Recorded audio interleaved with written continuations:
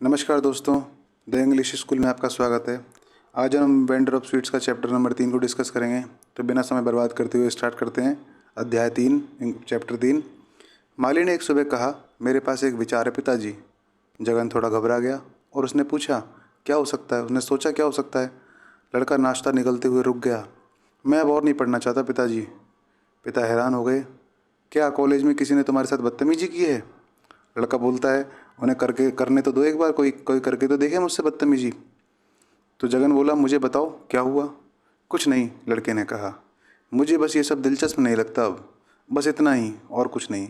और वह आंखें नीची करके खाना चबाता रहा। जगन ने उसे कभी इतना गंभीर नहीं देखा। लड़का अचानक बड़ा हो गया था।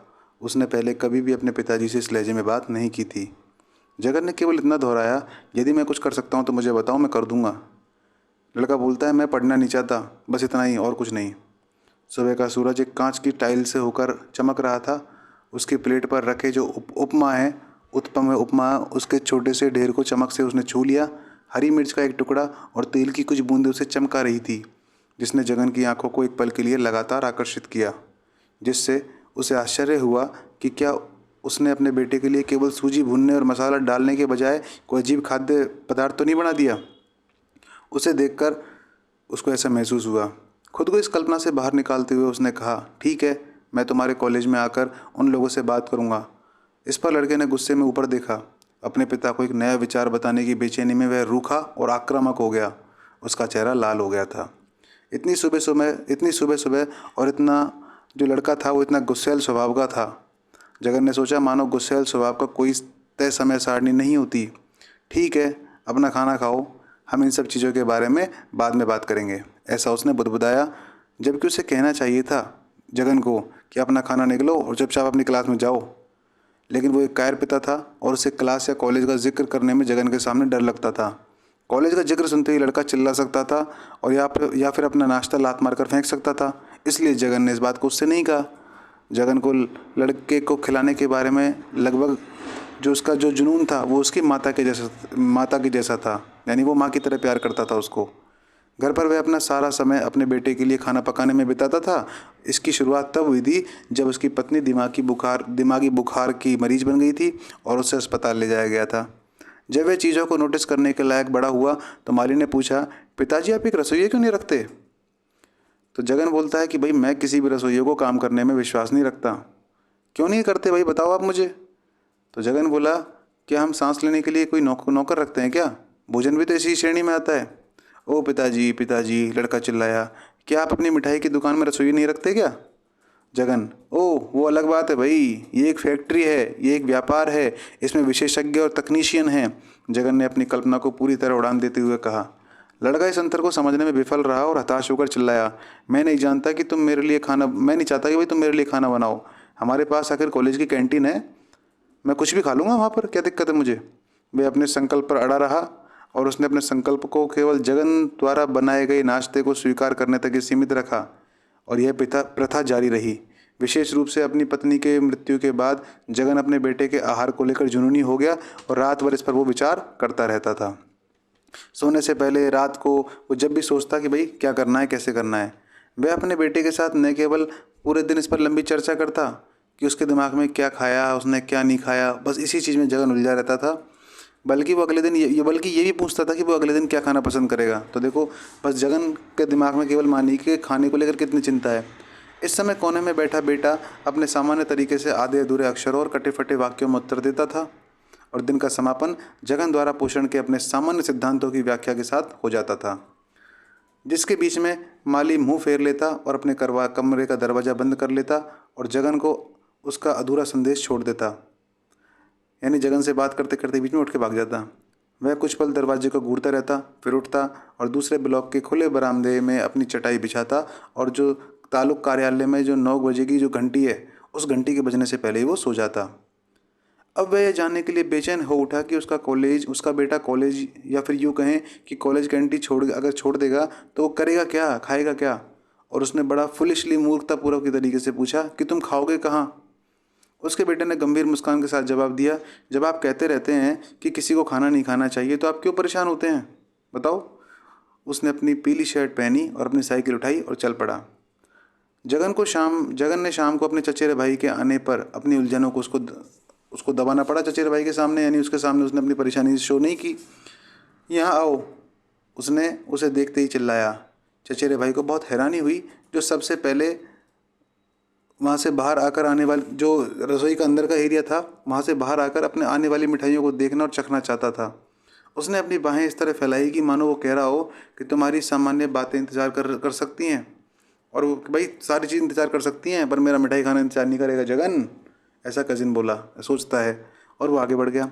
जगन ने उससे हार मानकर उसको रसोई में जाते हुए देखा और वो गायब हो गया। वो देर सवेर बाहर तो आएगा ही, ऐसा जगन सोचता है कि भाई आज थोड़ी देर में तो वापस बाहर आएगा, तब पूछ लूँगा।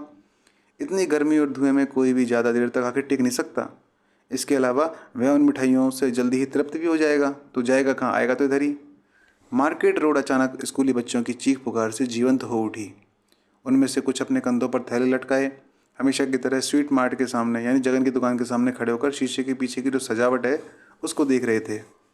जगन बिना किसी भावना के अपनी सीट से उन्हें देख रहा था।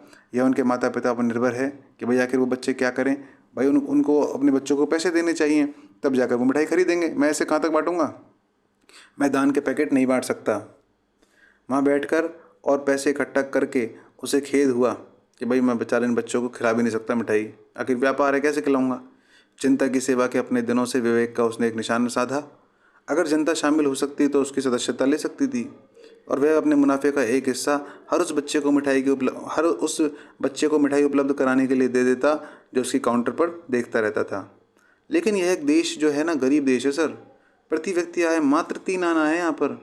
वह अभी भी उस आंकड़े पर अड़ा हुआ था जो उसने अपने कॉलेज के दिनों में भारत में गरीबी और गैर ब्रिटिश शासन नामक पुस्तक से निकाला था। पुस्तक का नाम याद रखिएगा। लेकिन इस आंकड़े ने उसे शहर के हर माता पिता से यह मांग करने से रोक दिया कि वह अपनी दुकान पर प्रतिदिन 8 आने खर्च करे। गरीब देश, अधिकांश लोग दिन में 2 बार भोजन के लिए चावल भी खरीद नहीं सकते। कितना गरीब देश है। जब मैं व्यापारी नहीं रहूँगा तो मैं लेकिन चीनी की कीमत 1 और 30 पैसे प्रति किलोग्राम है, और आटा मक्खन असली या नकली 3 गुना महंगा है। और मसाले का क्या, बताओ कितना ज़्यादा अन्याय हो रहा है इन चीज़ों के साथ। जो जायफल है वो 70 पैसे का है एक पीस। वे छोटे से सिक्के में मुट्ठी भर मिल जाते थे। किसी ज़माने में जब हम जाते थे तो थोड़े से पैसे लेके जाते थे और बहुत सारा सामान ले आते थे, लेकिन आजकल कुछ आता नहीं है। यदि आप उसमें थोड़ा जायफल ना पीसें तो आखिर हलवे का नाम क्या रह जाएगा। भाई हलवे में जायफल तो डलना ही चाहिए। जब चचेरा भाई तौलिया से अपना मुंह पोंछते हुए रसोई से बाहर आया तो जगन ने सामाजिक समस्याओं पर अपने विचारों को जारी रखते हुए कहा, जो उस समय उसके निजी दुखों पर हावी हो गया। क्या आपको पता है कि कितने कम लोग वास्तव में ये समझ पाते हैं कि वे अपनी परिस्थितियों में कितने भाग्यशाली हैं। चचेरे भाई ने सामान्य परिस्थितियों में सिर हिलाया। मन ही मन हैरान था वो कि यह गहन विचारक क्या कहना चाह रहा होगा। वे सभी चीज़ों को भूल जाते थे, और यही उनकी आदत थी, और ये एक दुनिया का तरीका भी है। उसने कहा, अपने होठों को चटकाते हुए, और एक ऐसा दर्शन बताते हुए कहा जो किसी भी परिस्थिति में फिट हो सकता है। जगन ने कहा, खासकर युवा पुरुष, वे हर जगह एक समस्या हैं। मैं कुछ समय पहले कहीं पढ़ रहा था और आज के युवाओं पर किसी रिपोर्ट से उद्धरण देने की कोशिश कर रहा था, हालांकि उन्हें याद नहीं आ रहा था कि उन्होंने इसे कहाँ पढ़ा था और इसमें क्या कहा था। इससे कोई लाभ नहीं होता, चचेरे भाई ने सहानुभूतिपूर्वक कहा। उसका मन उन मिठाइयों की याद में मगन हो रहा था जो उसने खाई थी। बातचीत सुचारू रूप से चल रही थी। तभी जगन ने अचानक कहा, माली अजीब बातें कर रहा है। चचेरे भाई ने उचित प्रक्रिया दर्ज करने के लिए अपनी आंखें चौड़ी की। यह सुनिश्चित नहीं था कि माली की कितनी आलोचना कर सकता था। जगन ने समझाया। चचेरे भाई ने अचानक एक निश्चित रुख अपनाया और कहा, यह जानना सबसे अच्छा होगा कि लड़का क्या सोच रहा है। हमारी शिक्षा पद्धतियाँ आज जैसी हैं। यदि आपके पास कोई अन्य लक्ष्य नहीं है तो आप हमेशा शिक्षा पर हमला कर सकते हैं। मैं हमेशा से उम्मीद करता रहा हूँ कि वह स्नातक होगा, और यही वह बुनियादी योग्यता है जो किसी के पास होनी चाहिए। क्या, BA स्नातक? क्या आपको ऐसा नहीं लगता कि जगन ने आह भरते हुए कहा, क्या कहा, अगर मैंने BA पास कर लिया होता तो और भी मैं बहुत कुछ कर सकता था। लेकिन ऐसा तो होना नहीं था। फिर भी आपकी वर्तमान स्थिति काफ़ी अच्छी है, क्या कमी है? ऐसा जगन वो बोलता है कजिन कि भाई क्या कमी है, अगर तूने BA नहीं करी तो तब भी तो मस्त है। जगन ने वीरता का अनुभव करते हुए कहा कि जब गांधी जी ने हमें असहयोग करने का आदेश दिया तो मुझे कॉलेज छोड़ना पड़ा। मैंने अपने छात्र जीवन के सबसे अच्छे साल जेल में बिताए हैं। कहाँ पर बिताए हैं? जेल में। उनका मन इस तथ्य से भर गया कि वे बीए में कई बार फेल हो चुके थे। उन्होंने कॉलेज जाना बंद कर दिया था और गांधी जी के आह्वान से बहुत पहले ही निजी उम्मीदवार के रूप में परीक्षा देना शुरू कर दिया था। उन्होंने पूछा, लेकिन इन लड़कों के पास पढ़ाई से इनकार करने के लिए आखिर क्या बहाना हो सकता है? चचेरे भाई ने, जो कि हमेशा सावधान रहने वाला व्यक्ति था, उसने दोहराया, यह बात लड़के से पूछनी होगी। तुमने उससे बात क्यों नहीं की? क्यों नहीं? जगन ने व्यर्थ चुनौती के स्वर में पूछा और भावुकता से कहा, जब से वह तुतलाकर यह शब्द बोलने लगा है तब से वह अपने आप को चाचा ही कहता है। भाई मुझे तो चाचा ही कह रहा है वो। एकमात्र ऐसा व्यक्ति हूँ मैं जो उसका चचेरा भाई नहीं हूँ। किसका? जगन का। ऐसा बोल रहा है वो। बाकी सब लोग मुझे कजिन ही कहते हैं।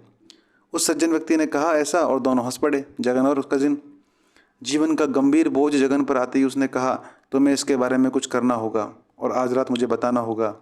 उस रात 10 बजे चचेरा भाई आया और उसने धीरे से दरवाज़ा खटखटाया। जगन पहली बार आज 9 बजे के बाद जागा था, वरना हमेशा कहते हैं ना वो घंटी बजती थी उससे पहले जगन सो जाता था। लड़का अपने पिता को दिन की घटनाओं के बारे में बताने का मौका दिए बिना ही अपने कमरे में बंद हो गया था। जगन ने अपने कमरे में जलती हुई रोशनी पर ध्यान नहीं दिया और चाबी के छेद में झांकने की इच्छा को भी दबा दिया। काश तुमने अंदर झांका होता तो तुम देख पाते कि वह क्या कर रहा था, ऐसा चचेरे भाई ने कहा। जब वे जगन के घर से चुपके से निकले, दोनों कजिन और जगन, तो लॉली प्रतिमा के नीचे सड़क पर टहलते हुए और वहाँ ग्रेनाइट के मंच पर आकर आराम से बैठ गए। रात की ठंडी हवा उनके चेहरों पर बह रही थी। सर फ्रेडरिक लॉले जो हैं सितारों के बीच अपना सिर रखकर आक्रामक रूप से उनके ऊपर मंडरा रहे थे। क्या मतलब है तुम्हारा? जगन ने सर फ्रेडरिक के स्पर्श की छाया में पीछे झुकते हुए कहा। जगन के मन में तरह तरह के रुग्ण और डरावने विचार उठने लगे। क्या वह लड़का नकली पैसे बना रहा है या फिर किसी की हत्या कर रहा है? उसके दिमाग में सैकड़ों बुरी भावनाएं उभरी। उसने दूसरे की कलाई पकड़ी, यानी कजिन की, और आदेश दिया, बिना कुछ छुपाए मुझे सब कुछ बताओ कजिन। तो चचेरे भाई ने बड़े तिरस्कारपूर्ण तरीके से हाथ झाड़ लिया। वह लिख रहा था, बस केवल इतना ही, और लेखक बनना चाहता है। जगन की डिक्शनरी में लेखक का मतलब सिर्फ एक ही चीज़ था, क्लर्क, एक एंग्लो इंडियन औपनिवेशिक शब्द उन दिनों से जब मैकाले ने ईस्ट इंडिया कंपनी के लिए लिपिक कर्मचारियों की निरंतर आपूर्ति प्रदान करने के लिए एक शिक्षा की एक प्रणाली तैयार की थी। जगन को बड़ी हैरानी हुई। यहाँ वह लड़के को साइकिल, कॉलेज लाइफ, धारीदार शर्ट और सब कुछ के लिए एक साथ एक कुलीन व्यक्ति बनाने की कोशिश कर रहा था और वो एक लेखक बनना चाहता है। उन्होंने पूछा, वह लेखक क्यों बनना चाहता है? कजिन बोलता है, भाई मुझे मालूम नहीं, तुम मुझसे ही पूछ लेना। जगन, वह क्या काम करना चाहता है? ये तो बड़ा ही अपमानजनक है, वो चिल्लाया ऐसा कहते हुए। इतनी सारी मेहनत के बाद मैंने अपनी प्रतिष्ठा और स्थिति के लिए सारा कुछ लगा दिया और उसने निराशा से अपनी इस तरह से भौहें पीट ली। किसने? जगन ने। चचेरे भाई को यह कभी नहीं लगा कि जगन ने लेखक शब्द को गलत समझा है। उसने कहा, तुमने आज शाम मुझे लड़की की तलाश में जाने को कहा था। उसके बाद मैंने बिना समय गवाए कॉलेज के गेट पर इंतज़ार किया। ओह, क्या वह कॉलेज गया था? जगन ने प्रसन्नता से कहा और निष्कर्ष निकाला कि उसने कैंटीन में खाना खाया होगा। चचेरे भाई ने जवाब दिया, यह सिर्फ विदाई यात्रा थी उसकी, क्योंकि उसने कॉलेज छोड़ दिया ना। मैंने उसे दोस्तों के एक समूह के साथ बाहर आते हुए देखा, जिन्होंने उसकी पीठ थपथपाई, उससे हाथ मिलाया और तरह तरह की बातें की। कुछ शिक्षक बाहर आए, उसे देखा और कुछ कहा। मैंने उसे कहते हुए सुना, मेरे पिता की कुछ और योजनाएं हैं, शायद वो मुझे अमेरिका भेज रहे हैं। ओह, तो जगन ने आश्चर्य से कहा, वो अमेरिका में क्या करेगा? सचमुच अमेरिका में? अमेरिका जाएगा? तो चचेरा भाई बोलता है, देखो जगन, जल्दीबाजी मत करो। कॉलेज छोड़ने से पहले उसे कुछ बताना था। जब तक वह अमेरिका भेजे जाने की मांग नहीं करता, इस पर तुम ध्यान मत दो ज़्यादा। तरह तरह के विचार जगन के अंदर आते जा रहे थे और वो ऐसा होकर चिल्लाया। अपनी उंगलियां ग्रेनाइट पर ऐसे मारते हुए वो बोला, खैर हो सकता है वह किसी दिन दूसरा भारतीय टैगोर या शेक्सपियर बन जाए। अभी आप कैसे फैसला कर सकते हैं जगन? वो चचेरे भाई ने कहा। जगन को आखिरकार, देखो दोस्तों याद रखना, ये लाइन किसने बोली है? भारतीय टैगोर शेक्सपियर वाली, चचेरे भाई ने। जगन को आखिर सच्चाई का एहसास हुआ। ओ, मैं कितना मूर्ख हूँ। हाँ बेशक, लेखक, मुझे पता है भाई लेखक क्या होता है। मुझे लगता है कि मैं अनपढ़ हो गया हूँ। वह खुशी से इस तरह से रोया और वह बड़ी राहत की बात थी कि बेटा दूसरे तरह का लेखक बनने की कोशिश नहीं कर रहा था। तुमने और क्या सोचा, ऐसा चचेरे भाई ने पूछा। और आगे उसने कहा, मैंने सुना है आजकल लेखक बहुत पैसा कमाते हैं, वे प्रसिद्ध हो जाते हैं। जगन, वो क्या लिखना चाहता है? कजिन, मुझे नहीं पता। कविता से शुरुआत करना शायद सबसे आसान है, या कहानियों से। और लोग क्या लिखते हैं? चचेरे भाई ने कहा। वह अनजानी बातों में उलझना नहीं चाहता। वास्तव में उससे यह भी निकाल पाना मुश्किल था। मैं उससे उसके स्कूल में मिला था। कॉलेज? जगन बोलता है कि कॉलेज? जगन ने ऐसे उससे खींचते हुए बोला, क्योंकि देखो जगन जानता था कि बच्चा कॉलेज में पढ़ता है और वो कजिन बार बार स्कूल बोल रहा था। जगन का दिमाग खराब हो गया इस बात को सुनते हुए। तो जगन बोला, कॉलेज भाई, कॉलेज, स्कूल नहीं, कॉलेज। कजिन, हाँ हाँ, मेरा मतलब कॉलेज से ही है। मैं हमेशा माली को एक छोटे से लड़के के रूप में सोचता हूँ ना, तो ये याद रख पाना मेरे लिए मुश्किल हो जाता है कि वो अब स्कूल में नहीं है, कॉलेज में आ गया है। अपने कॉलेज के गेट पर जब शिक्षक उसे छोड़कर चले गए तो उसने मुझे देखा और रुक कर पूछा कि मैं वहाँ क्यों आया हूँ। मैं अधिकारी नहीं दिखना चाहता था, इसलिए मैंने कुछ न कुछ कहा और फिर पूछा कि क्या यह वही एक कप कॉफ़ी पीने आएगा क्या मेरे साथ? सिर्फ कॉफ़ी ही नहीं, उसने तो कहा, मुझे तो खाने के लिए भी बहुत कुछ चाहिए चाचा जी। तो देखो ध्यान रखना, चाचा जी हर कोई कज़न बोलेगा, तो उसका तो कज़न है नहीं है। उसमें मेंशन किया गया था कि एकमात्र माली को छोड़कर सबका कज़न लगता है वो। बेचारा लड़का भूखा मर रहा होगा, जगन ने दुखी भाव से कहा। चचेरा भाई बोला है, ज़रूरी नहीं है, युवा लोग खाते हैं और फिर भी बहुत कुछ खाने की इच्छा रखते हैं, आप जानते हैं? जगन, जरूर, जगन ने चिल्लाते हुए कहा। उसे दिन के समय भी और जितना चाहे उतना खाने से कौन रोक रहा है आखिर? क्या आप उसके पास पर्याप्त नकदी छोड़ते हैं कि नहीं छोड़ते? कजिन पूछता है। जगन, बेशक, क्यों नहीं छोड़ता। क्या उन्होंने आईईसी के बारे में कुछ कहा? सॉरी, माफ़ कीजिएगा, क्या उसने इसके बारे में कुछ कहा? ओह नहीं नहीं, चचेरा भाई चिल्लाया, वह उस तरह का नाजुक व्यक्ति नहीं है। अगर आप उसे भूखा भी रखेंगे और उसे हर चीज़ से वंचित रखेंगे तो भी वह शिकायत नहीं करेगा। जगन को अपने बेटे की तारीफ़ों पर बहुत ही गर्व महसूस हुआ। लेकिन वो विचार मग्न रहा। जबकि आकाश में तारे अपनी गति में रुक गए, दो कुत्ते उसका पीछा करते हुए दौड़े। आवारा अपनी नींद में ही हिल गया, मूर्ति के दूसरी तरफ खड़ा अपने आप से कुछ बुदबुदा रहा था। जगन ने इधर उधर देखा और कहा, यह शर्मनाक है कि हमारा देश आवारा लोगों की इस समस्या पर हमला नहीं कर सकता। जब मुझे समय मिलेगा तो मैं इसके बारे में ज़रूर कुछ करूँगा। चचेरे भाई ने इस बड़ी सामाजिक समस्या को नज़रअंदाज करते हुए कहा, मैं उसे आनंद भवन ले गया था जगन जी। आप जानते हैं क्या, ये बहुत शोरगुल वाली जगह है। लाउड स्पीकर की आवाज़ तो वहाँ पर हर वक्त आती रहती है और आदमी को बहरा कर देती है। जगन ने विनती की, मैं आनंद भवन रेस्टोरेंट के बारे में देखो कुछ बात नहीं करना चाहता, नहीं कुछ सुनना चाहता हूँ। कृपया मुझे उस लड़के के बारे में बताओ। हाँ हाँ, धैर्य रखो, मुझे पता है कि तुम्हें आनंद भवन के लोग पसंद नहीं हैं। मुझे पता है उन्होंने बिक्री कर के ज़रिए तुम्हें ब्लैकमेल करने की कोशिश की थी। जगन, ओह कृपया मुद्दे पर टिके रहो कज़न, मुझे परवाह नहीं है कि वे क्या करते हैं या क्या नहीं करते। मुझे बताओ कि लड़के ने क्या कहा, क्या वह नाखुश था? हाँ और नहीं भी। खुश हूँ कि वह लेखक बनने के लिए स्वतंत्र होने जा रहा है। दुखी हूँ कि आप उससे अपेक्षा कर रहे हैं कि वह पढ़ाई करे। कॉलेज, जगन ने पूरा कहा। उसे डर था कि कहीं वह आदमी फिर से स्कूल कहने की भूल ना कर दे। चचेरे भाई ने संकेत समझ लिया और कहा, कॉलेज कॉलेज, और निश्चित रूप से कॉलेज। यह शब्द ही उसे पागल कर देता है। हालांकि तुम्हें बहुत पसंद है, उसे अपने पाठों से नफरत है, उसे अपने पाठ्यक्रम और अभी सभी पुस्तकों से भी नफरत है। यह विचार ही उसे क्रोधित कर देता है। क्या तुम जानते हो उसने क्या किया? उसके हाथ में उसकी कक्षा की पुस्तकें थी। मैंने उसके लिए डोसा मंगवाया था और हम इंतज़ार कर रहे थे।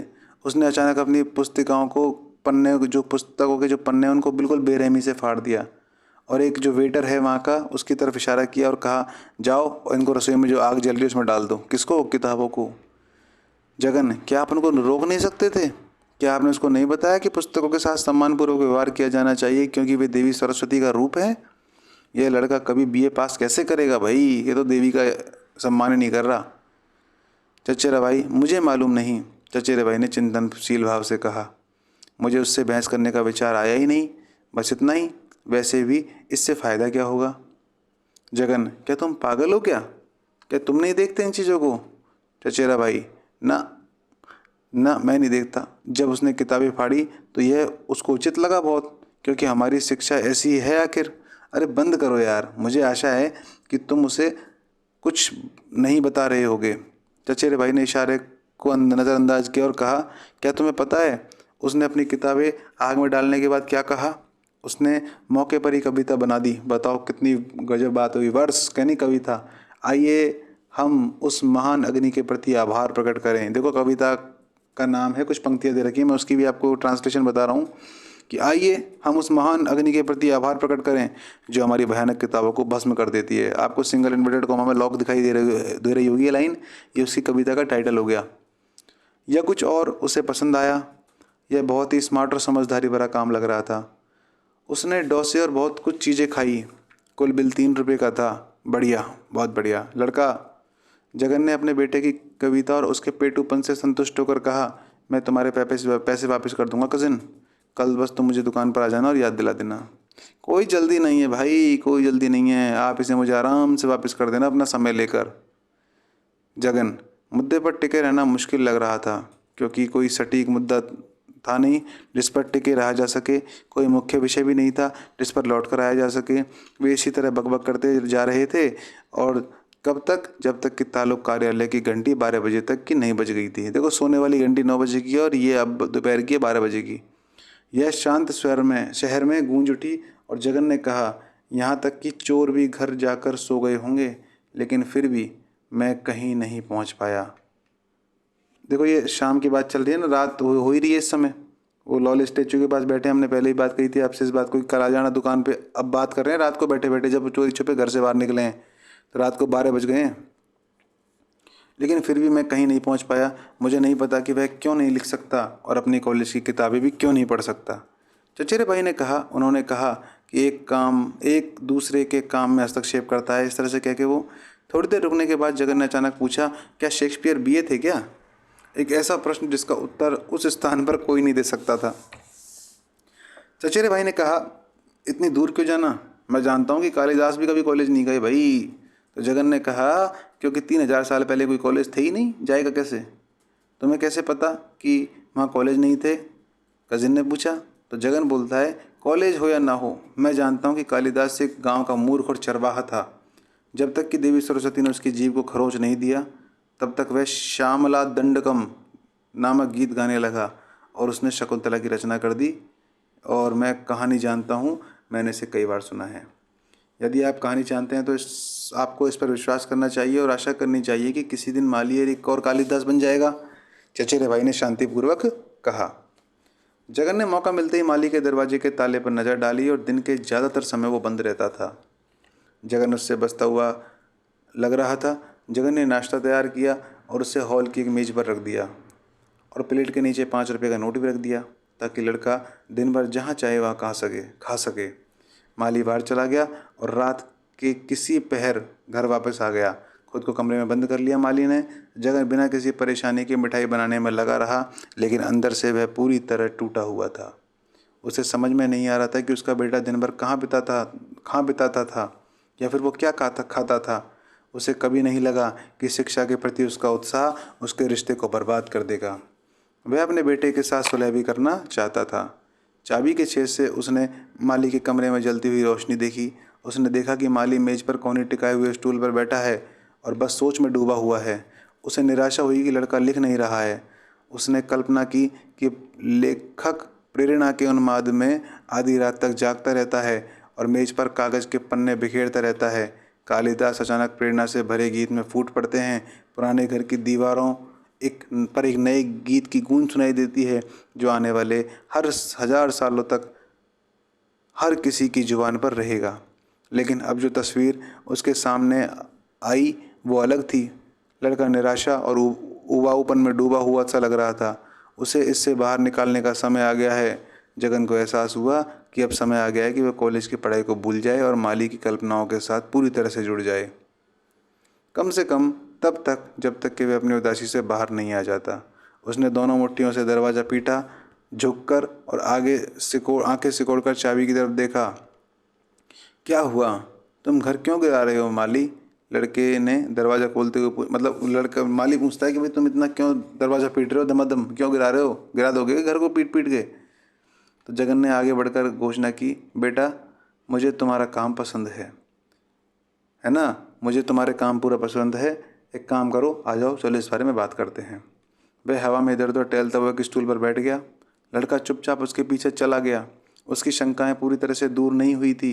जगन ने अपने माथे और चेहरे के कोनों को इस तरह से सहलाया कि चेहरे पर किसी तरह की शिकन का जरा भी निशान न रहे, और अपने चेहरे पर एक सौम्य मुस्कान लाने में वो कामयाब भी रहा, जिससे पूरी तरह से स्वीकृति का आभास होता था।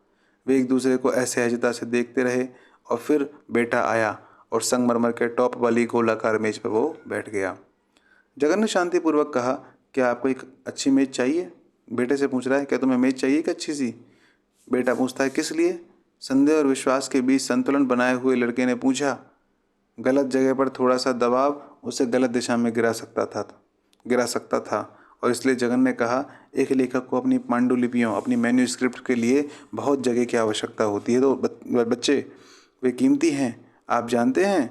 लड़का स्पष्ट रूप से प्रसन्न था कि नई मेज पर कॉलेज की किताबें और नोट्स रखने की योजना नहीं बनाई जा रही है। कम से कम चलो, आखिर अब पिताजी पढ़ाई करना बंद कर दिए हैं। तुम्हें मेरे बारे में किसने बताया? बेटा पूछता है पिताजी से कि किसने बताया आपको मेरे बारे में? जगन, ये बातें जग जाहिर हो जाती हैं बेटा। एक लेखक को सामने आना ही पड़ता है। वह अपनी धारा प्रवाहता पर आश्चर्यचकित था। मुझे किसी भी तरह से कोई परवाह नहीं है। जगन ने इधर उधर देखा। किताब बनने का कोई निशान नहीं था, किताब वगैरह का कोई नामो निशान नहीं था। संगमरमर का ऊपरी हिस्सा साफ था। कॉलेज की सभी किताबें अपनी किस्मत के।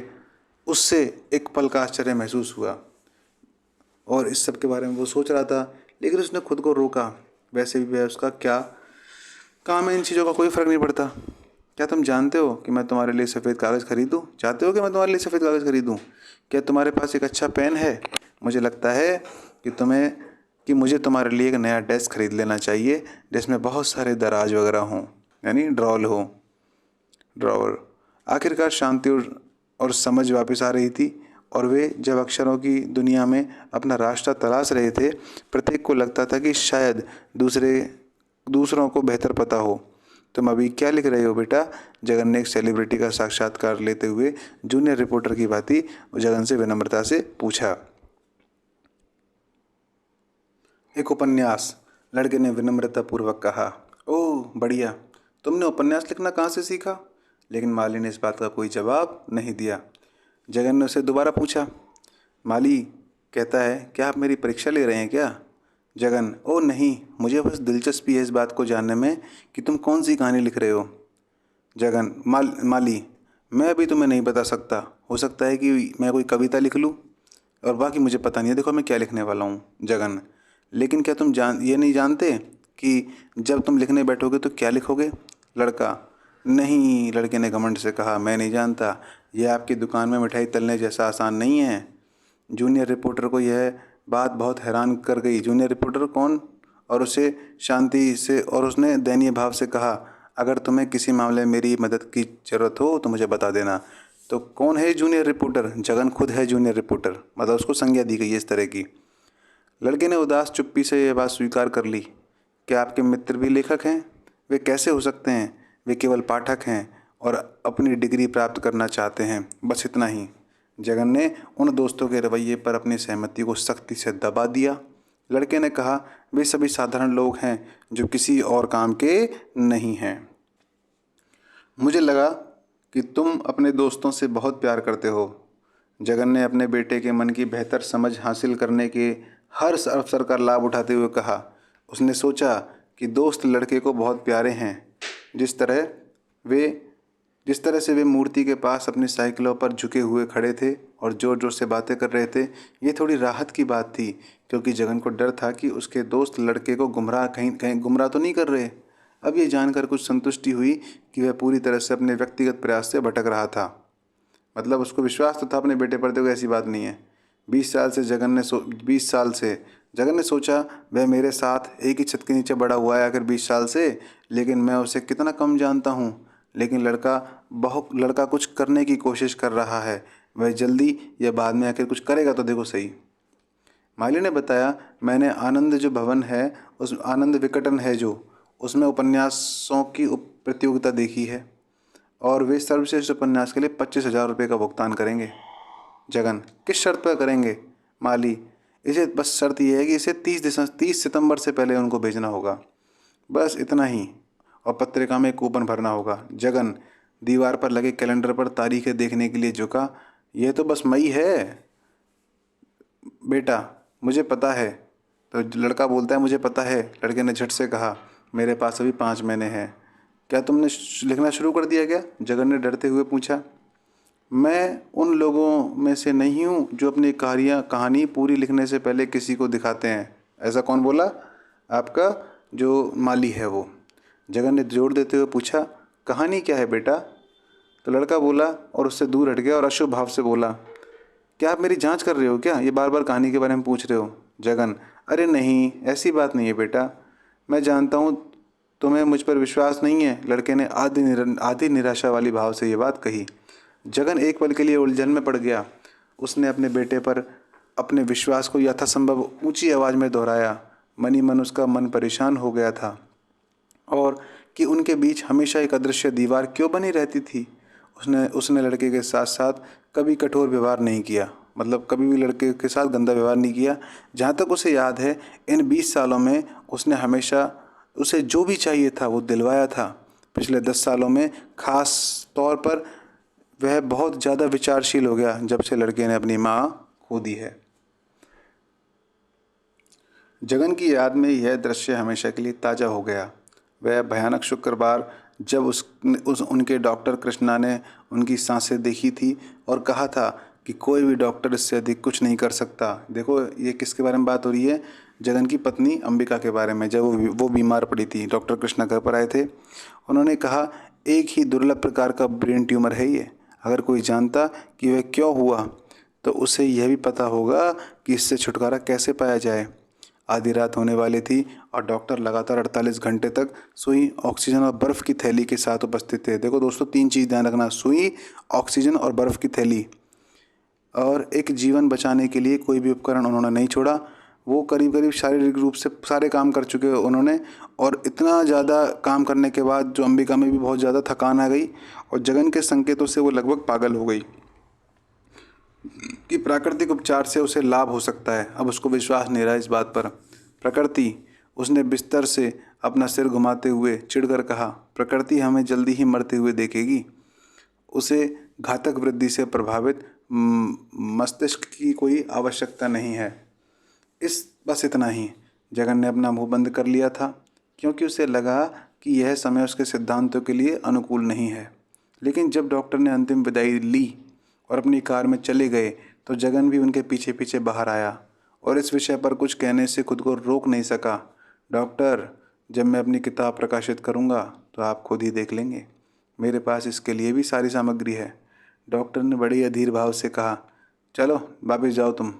कुछ घंटे के लिए अपनी पत्नी के पास जाओ, तुम्हारा बेटा हमें देख रहा है, उनकी रक्षा करो। कार से वापस मुड़ते हुए जगन ने देखा कि माली दरवाजे पर खड़ा है और उसकी आंखों में हैरानी है। उसके दुबले पतले शरीर को देखना बड़ा ही दुखद था। वह अपने 18वें जन्मदिन के बाद अचानक लंबा और चौड़ा हो गया था। लड़के ने पूछा, डॉक्टर ने क्या कहा? वह पिछले कई हफ्तों से अपनी माँ की देखभाल कर रहा था। अपनी चेतना के दुर्लभ क्षणों में वह इसे इशारा करती और अगर वह उसे खाना खिलाता तो वह उसे स्वीकार कर लेती। वह उसे खाना खिलाने के लिए स्कूल से भागकर घर आता। शायद ही कभी उस अपने दोस्तों के साथ वो खेलने जाता। लड़के के सवाल पर जगन पूरी तरह से घबरा गया। उसने अपने बेटे का हाथ पकड़ लिया और ज़ोर ज़ोर से रोने लगा। माली ने खुद को झटक लिया, मतलब एक तरह से पिता से खुद को अलग कर लिया और अपने पिता को दूर से निराशा और उलझन भरी नज़रों से माली देखने लगा। समय बीतने के बाद भी जगन उस पल की यादों से उबर नहीं पाया। उस दुर्भाग्यपूर्ण दिन माली को देखकर उसे जो कठोर और दर्द हुआ वह उसके अस्तित्व के लिए किसी महत्वपूर्ण केंद्र में अभी भी कहीं न कहीं उसके दिल में दबा हुआ था। उस दिन से अवरोध अस्तित्व में आ गया था। लड़के ने उससे सामान्य रूप से बातचीत करना बंद कर दिया था। ओ नहीं, जगन ने माफ़ी मांगी, उसने अपोलोजाइज़ किया। मुझे यकीन है कि भाई तुम कुछ अच्छा लिखोगे, कुछ अच्छा करोगे, इसमें कोई दोहराए वाली बात नहीं है। मुझे ज़रा भी तुम पर संदेह नहीं है। मैं तो बस कहानी जानना चाहता हूँ बस। तुम्हें पता है कि मुझे कहानियाँ कितनी पसंद हैं? क्या तुम्हें याद है कि मैं तुम्हें रात को कौन सी कहानी सुनाया करता था बेटा? काले बंदर वाली कहानी जो तुम्हें बहुत पसंद थी। बेटे की पूरी जिम्मेदारी लेने के बाद वे उसे पंचतंत्र की कहानियाँ सुनाकर उसका ध्यान बटाते थे। कौन? जगन। लड़के ने ऐसा कोई संकेत नहीं दिया कि उसे वे दिन याद हैं और वह उन्हें याद करना चाहता था। ऐसा कुछ जगन माली ने नहीं दिखाया। उसने कोई प्रतिक्रिया नहीं दिखाई। जगन ने कहा, तुम्हें पता है कि मैं भी एक प्रकार का लेखक हूँ। जब ट्रुथ प्रिंटिंग प्रेस इसे प्रेस करके निकालेगी मेरी किताब को, तब तुम्हें इसके बारे में और अधिक पता चलेगा। और वह खोखली हंसी हंसा। लड़के ने सरलता से कहा, पिताजी आप समझ नहीं रहे हैं, मैं कुछ अलग लिखना चाहता हूँ। बिल्कुल बिल्कुल, और तुम्हें मेरी मदद की ज़रूरत हो तो बताओ। यह बिना कुछ पकाए या तलकर 25,000 रुपये कमाने का बहुत ही सरल तरीका लग रहा है। वे 1 बजे तक बातें करते रहे, जबकि जगन को हर दूसरे मिनट का एक रहस्य पता चलता जा रहा था। उसे पता चला कि लड़के ने कॉलेज की लाइब्रेरी की मेज पर रखी पत्रिका से कूपन काटा था। पकड़े जाने की सज़ा और अपमान का जोखिम उठाते हुए भी। मैंने यह काम ब्लेड से किया पिताजी, लाइब्रेरियन की नाक के नीचे। लड़के ने हंसी के साथ ऐसा कहा। क्या ऐसा करना सही होगा? जगन ने हैरानी के भाव से पूछा। बेशक पिताजी, मुझे कूपन और कैसे मिल सकता था? लड़के ने अपनी छोटी सी डायरी के पन्नों से कूपन निकालते हुए कहा। जगन ने उसे देखते हुए कहा, अगर यह विकटन से होता ना, तो आप 4 आने में इसकी एक प्रति खरीद सकते थे। एक कॉपी मिल जाती तुमको 4 आने में, या जितनी प्रतियां आपको चाहिए थी उतनी मिल जाती। ऐसा तो कोई भी कर सकता है पिताजी, लड़के ने कहा, इस तरह से रहस्यमयी बात कही। यानी उसको डेयरिंग करने का शौक़ था, गंभीरता। और उन्होंने गंभीरता से कहा, मैं हमेशा से उस लाइब्रेरियन को एक पाठ पढ़ाना चाहता था। वह हमेशा सोचता था कि वह बहुत होशियार है। जगन को अपने बेटे के बारे में लेखक के रूप में बात करने में एक अजीब सी ही खुशी मिलती थी। अगले दिन अपने स्वीट मार्ट के रास्ते में उसने सड़क पर कम से कम 3 परिचितों को रोका और उनसे अपने बेटे के बारे में बातचीत की। चौथा व्यक्ति जिसे बताया कि वह जिसको चौथा व्यक्ति कौन था जिसको उसने बात बताई, वो उसका हेड कुक यानी मुख्य रसोइया था। जैसे ही वह पहुंचा, जगन ने अपने सिंहासन पर उसको बुलाया और कहा, मेरा बेटा एक किताब लिख रहा है। मुख्य रसोइये ने दिन भर की तली हुई चीज़ों के बारे में सोचते हुए कहा कि एक बड़ी खबर है। मालिक की ऐतिहासिक प्रगति में उसको रुचि दिखाई दी। वैसे 25,000 रुपये कमाएगा और कहता है कि सितंबर से पहले इसे पूरा कर लेगा। बढ़िया लड़का, क्या बात है। मुझे कभी नहीं पता था कि मेरा बेटा इतना प्रभावशाली है। असल में तुम्हें पता है, उसे 25,000 पाने के लिए ये सब करने की कोई ज़रूरत तो नहीं है, क्योंकि वो उसके पास पहले से ही है काफ़ी सारे पैसे तो, और वो उसके पास होते ही हैं हमेशा। लेकिन मैं उसे इसे संभालने के लिए नहीं देना चाहता। यह मेरी पीढ़ी की तरह नहीं है। हम गांधी के प्रभाव में आ गए और कोई गलत काम नहीं कर सकते थे। इतनी सारी संपत्ति के बावजूद आप एक बहुत ही साधारण आदमी हैं, कुछ भी नहीं खाते। जीने के लिए खाना, बस इतना ही, जगन ने सुधारा।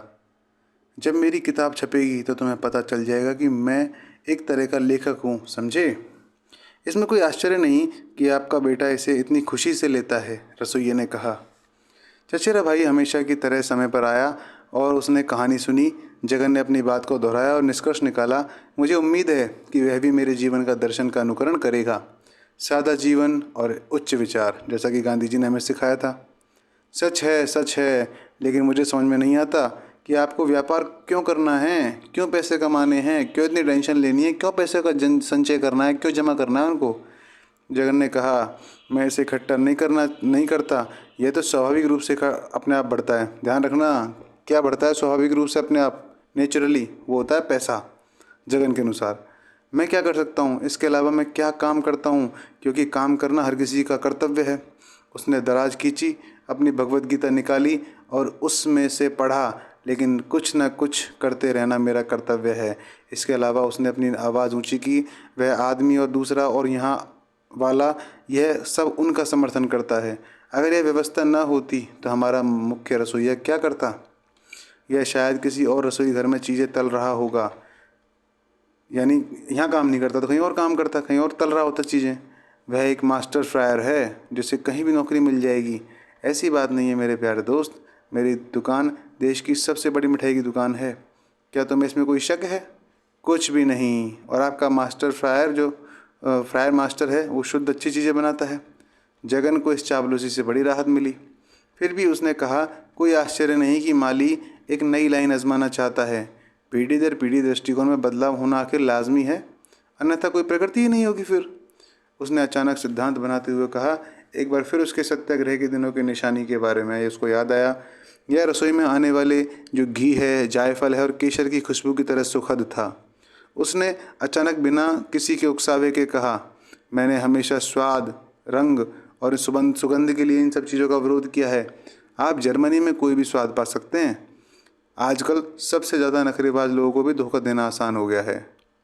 कितना झूठ भ्रामक है, चचेरे भाई ने दार्शनिक लहजे में टिप्पणी की। जगन ने कहा, लेकिन जब तक मैं इस प्रतिष्ठान का, इस दुकान का मालिक हूँ, मैं इसका इस्तेमाल कभी भी नहीं करूँगा, इन तीनों चीज़ों का। चचेरे भाई ने, जो हर दोपहर पूर्ण शुद्धता पर पलने वाले एक नमूने के रूप में इस कथन पर बिना शर्त स्वीकृति व्यक्त कर देता है। और इसी के साथ आज का चैप्टर समाप्त होता है। धन्यवाद।